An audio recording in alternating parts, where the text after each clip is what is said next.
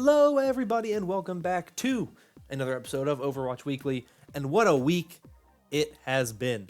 3 weeks in a row. It was pretty much, we have some stuff, but we're going to be getting some stuff coming in this, in the near future. It's not going to be this dead for a while. And then we got summer games, and it was like, okay, but there's more coming, right? Oh boy, was there more coming. This is a big week for Overwatch. Huge amount of news to talk about. This video might end up being a little bit longer than most. There's just a lot to go over. So I want to start by saying that I'm going to do this in chronological order for the most part, just so it's a little bit easier to follow along. A lot of these things overlap, have some kind of, one leads into the other, into the other, into the other. So that's what I want to focus on with this video. I'm going to try to keep some stuff somewhat short so I can focus on some of the things that I haven't already talked about in other videos. So that's how we're going to do this. So let's begin by talking about Thursday, where we got the first dev update of the week. And this one was about role queue. Now, I have talked about role queue in depth in another video, which you can find linked in the description and linked in the cards. But for a real quick rundown of the dev update, we have role queue. It is where you queue up as a role. You have separate SRs for each of those roles, and each game is locked at 2 tanks, 2 supports, 2 damage. There is currently on the PTR a competitive, whatever, you can try it out on the PTR. In the live servers, we're going to be getting a competitive beta season on August 13th, and that is on PC and consoles. And then role queue itself will officially launch on September 1st in quick play and competitive. Obviously, with quick play changing, that means that people are going to say, well, what about quick play as it is currently? And that is why quick play classic is going to become an arcade mode, so you can play it and get your loot boxes just as you would any old type of arcade mode now. There are a bunch of hero balance changes that he talks about in the dev update, and we'll get into those in a little bit more detail here in a little bit. And there are rewards for playing the roles that are more directly impacted by longer queue times. Like I said, I talked a lot more in depth about role queue and the full release and the kind of website news article thing that they did for role queue. I'll have that linked in the description as well. A lot of stuff about role queue that went live on Thursday, both for Overwatch and the Overwatch League, but we'll get to the Overwatch League here in a little bit. Obviously, I mentioned that there were massive hero balance changes. We'll go through those real quick. I'm not going to go too much into detail about them, but we do have a patch on the PTR. That was a big patch, had a lot of hero balance changes for this new patch, as well as some general updates to make this 2-2-2 change a little bit better and a little bit easier to play with and to make it more balanced. So for the general updates, the global ultimate cost is increased by 12%, and there's a change to slowing effects, where instead of stacking together, friendly and enemy slowing effects are now separate, and movement speed will be reduced by whichever is slower. That one's a little confusing if you just hear it, so to essentially give you an idea, Reinhardt, when he has a shield up, his speed is halved, so he moves 50% of his normal speed when he has his shield up. This is just, I think that's the actual number, but in general, that's just kind of, in theory, right? He moves 50%. Symmetra's turrets, when she has 2 of them placed down, they slow the opponent by 40%. So whereas in the past, both of those slowing effects would stack, and you would have Reinhardt who would move incredibly slowly, now Reinhardt will not be slowed at all by those turrets, because he already moves slower with his barrier up than he would by 2 Symmetra turrets. Now, in this example, you throw a third Symmetra turret in there, and now Reinhardt is slowed down to 60% by the turrets and a natural 50% by his barrier. So he will now move slower because the slowing effect that is being put onto him is slower than the one that he has with his barrier up. That's the way it would work with something like freezing. If Mei is freezing Reinhardt, he's not going to feel the effects until the freezing is 51% slower than what he would normally be with his barrier up. That's the way it works. I think it's a very good change. It makes it so you don't have really weird things where you move incredibly slowly when you're trying to do something just because you're surprised by 2 sim turrets or whatever. You'll still be slower if you need to be slower. If it's something that would be slower than your barrier, you'll get slowed down. It's just a quality of life change, but I also think it's a balance change that I like. To the specific hero changes, Ashe's reload time per round was decreased from 0.3 seconds to 0.25 seconds. Brigitte had a lot of changes, essentially a minor rework. Her Inspire, her passive, had the healing amount increased from 100 to 300, but her self-healing from Inspire is now halved. Her Repair Pack now has 3 charges. The healing amount was changed from 150 to 120. It now heals over 2 seconds instead of instantaneously. And if you throw multiple packs at the same person, the current duration will be extended by 2 seconds. Her Whip Shot outgoing velocity was increased from 60 to 80, and the retracting time was reduced from 0.6 seconds to 0.3 seconds. Her Barrier Shield health was reduced from 500 to 200. Her Shield Bash stun duration was reduced from 0.9 seconds to 0.75 seconds, and her Rally ultimate cost was increased 10%. That is on top of the global 12% increase. Doomfist's Quick Melee no longer pauses ammo reload. Hanzo's Storm Arrows ammo was reduced from 6 to 5. Moira's Fade can now be used while stunned. Orisa's Protective Barrier cooldown was increased from 8 seconds to 9 seconds. Reinhardt has a new passive, which is Steadfast, which reduces knockback effects by 30%. Sombra's hack duration on enemy players was reduced from 6 seconds to 5 seconds, and her EMP activation time was increased from 0.5 seconds to 0.65 seconds. Symmetra's Teleporter had a number of changes.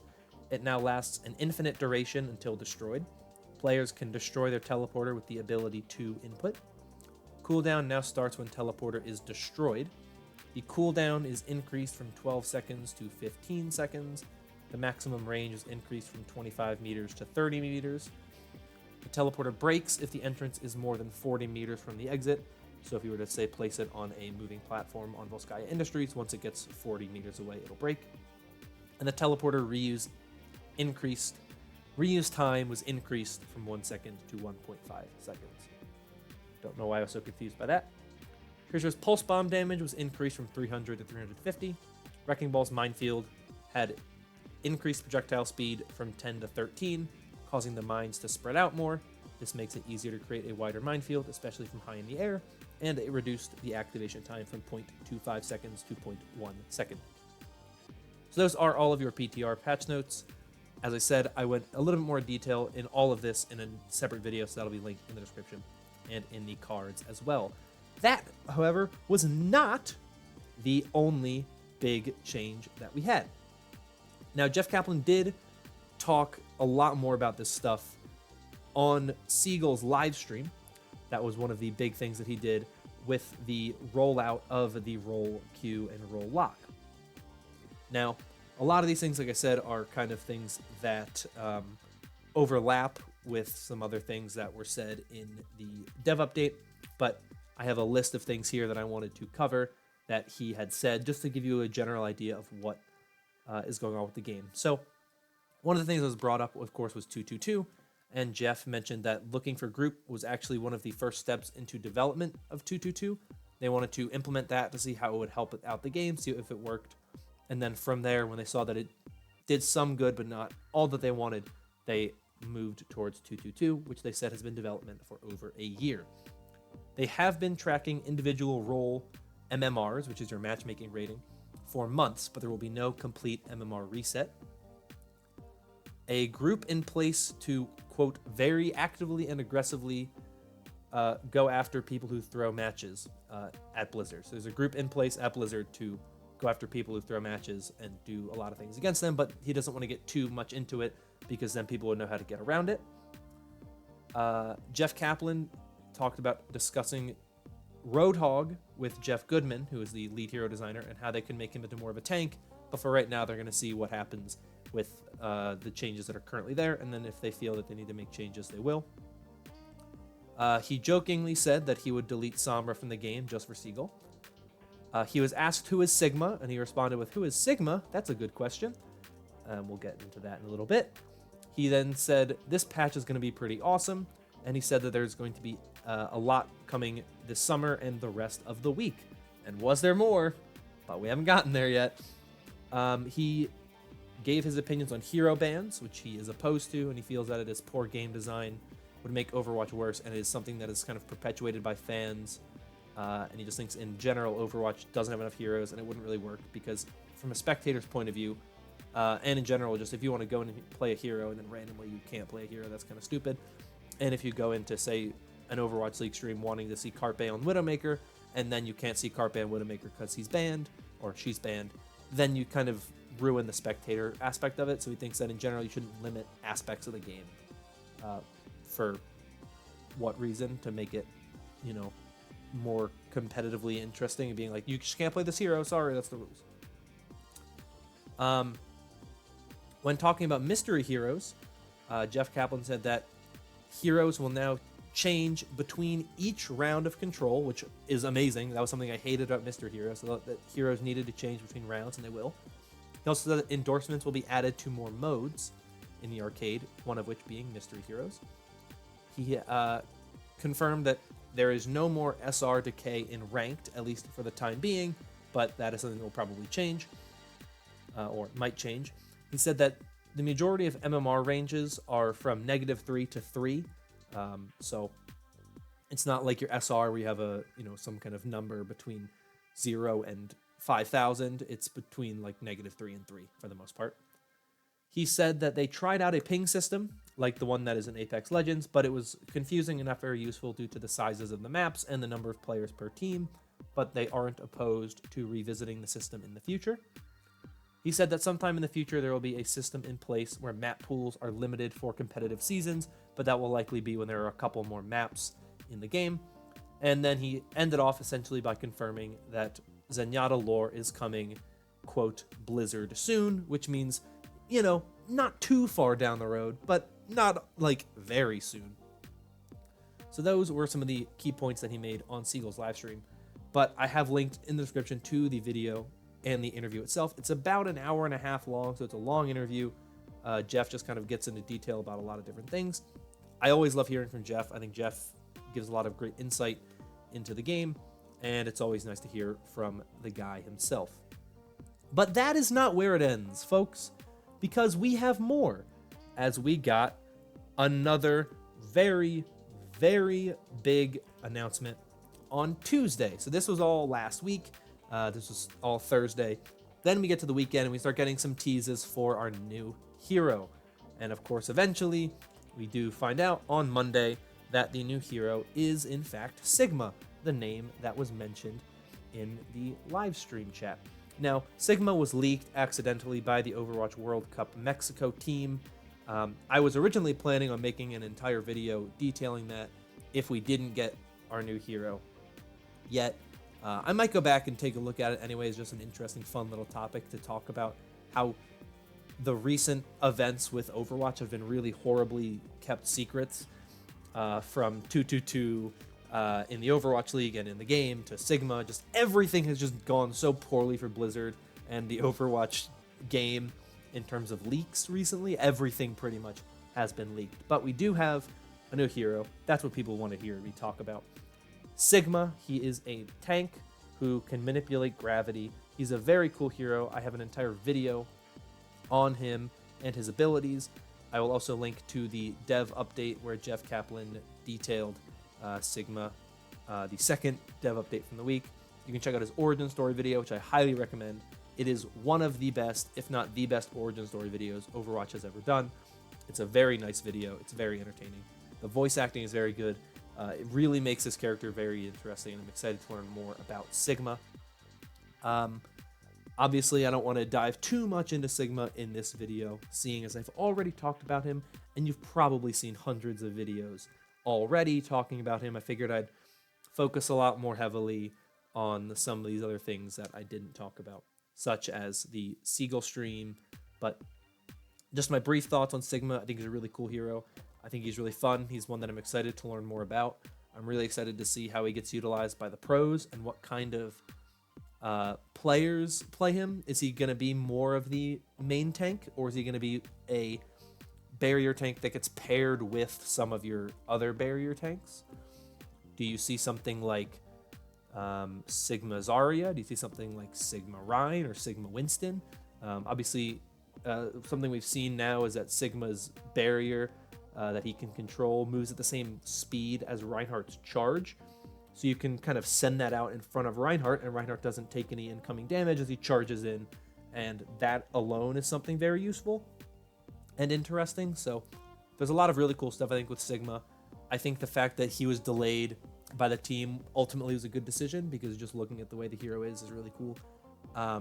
Jeff Kaplan, once again, on a different Seagull stream, said that originally Sigma was actually going to be Mauga, but they changed it to Sigma because Mauga isn't really the smart guy that Sigma is. So they essentially made a new character to fit this hero because they didn't have the right character in Mauga to be that, which means Mauga could potentially be a hero in the future. If you don't know who Mauga is, he was the character that was made for the Baptiste short story. But that's enough of this little thing about Sigma. I think he's a really cool hero. Like I said, I have a video where I talk about him. You get to see him in action a little bit, and you can check that out in the link in the description, as well as the dev update and his origin story, as well as his hero page. All of that can be found in the description. It's gonna be a busy description this week, and I'm sorry, but a lot of big stuff going on. So that is everything, though, for the game itself. Now we move on into the esports side with the Overwatch League. There's a lot of big stuff coming to Stage 4, and we should talk about that because we are going to see a massive, massive change to the Overwatch League, and that's because, well, we're getting role lock. Even though it is not the official forced role lock that we have on the PTR right now, it is a different role lock. It is an artificial role lock that does not have the same patch that the PTR is on. It is still a role lock to prepare for, obviously, future seasons and the season playoffs, where the actual patch that does Forced 222 is going to be active. So there's a link in the description to the What's New in Stage 4 article on the Overwatch League website, but let's run through it real quick. The first thing, of course, is role lock. For the start of Stage 4, the league will officially adopt a 2-2-2 role lock. That means team compositions for all matches will consist of 2 damage heroes, 2 tanks, and 2 supports. And this change reflects the latest 2-2-2 role queue change to Overwatch. Here's how it works. A role lock is in place for an entire map, so players can swap to any hero within a role, but can only change roles between maps. This functions the same way as a player substitution, which also can only occur between maps. To make it easier to identify roles as a viewer, players will be seated on stage by their roles and will also be ordered that way in the game's on-screen user interface. From left to right, when the viewer is facing the stage, players will sit in order of damage, damage, tank, tank, support, support. If players change roles, they will also move into the seats for those roles. The switch to a 2-2-2 format was done after close consultation between the league and all 20 Overwatch League teams. The teams were informed of the change in early June to give them maximum time to plan accordingly. The season playoffs, which start on August 30th, will reflect a new game patch that will include hero balance changes. We'll have more details about that soon. So we don't know exactly what patch will be the one that we get for the season playoffs, but presumably it'll be one that features Sigma. We don't know for sure. Obviously, we know that the official rollout comes on September 1st, but I believe that the way it's working is they're doing a kind of double release for that patch. So you're going to have the current PTR patch, and then the PTR will end August 13th, or before August 13th, and all of the things that are there, with the exception of role lock and role queue, will then go into the game on August 13th, and then the official 2-2-2 lock will take effect on all modes, or on quick play and competitive, on September 1st, while the beta runs from August 13th through September 1st. So the way I see it, the way I am interpreting the way it works, is that from August 13th through September 1st, you will have all of the hero balance changes, you will have Sigma in the game, but you will not have 2-2-2 enforced in quick play or in competitive, except for that competitive beta season that we'll be running. I don't know if that's the case. I will 100% clarify this as we get closer to that August 13th date. It's not something to worry about yet. We'll see how things go on August 13th when things have rolled out. That's still a little ways away, so we'll worry about that when we get there. Moving on to the next part of the What's New in Stage 4, there are some changes to Match of the Week. The Match of the Week will be played on Sundays, with the exception for the final one in the LA Valiant homestand as the first match of the day. So that one will not be the first match of the day, but they will still be played on Sundays as the first match of the day for the first 4 weeks. And they've had to move some matches around for that, and there is a schedule here.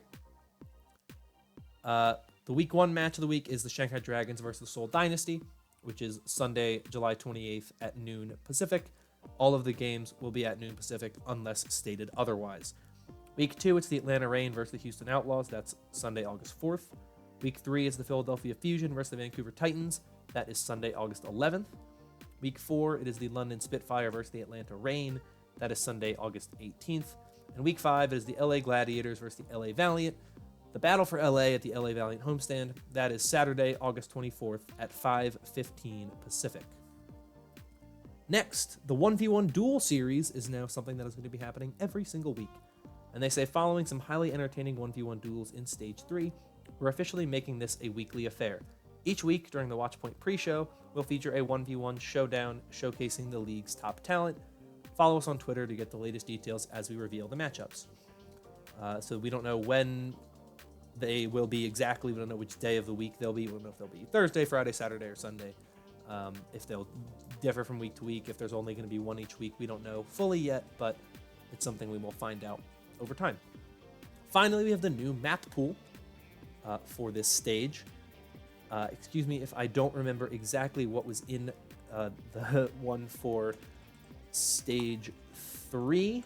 I'm going to try to find it now, just so I can check, so I know exactly which maps are in and which ones are out, because I am a bit stupid at times and forgot to prepare this ahead of time.